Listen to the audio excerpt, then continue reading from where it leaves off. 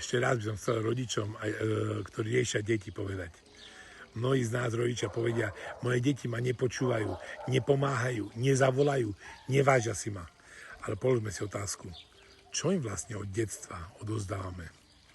Lásku bez podmienok, alebo výmeny typu poslúchaj a dostaneš? Mnohí rodičia žijú v očakávaniach. Keď im dám peniaze, budú ma milovať. Keď im nechám dom, budú si ma vážiť. Keď im obetujem život, raz mi to vrátia. A deti necítia očakávania.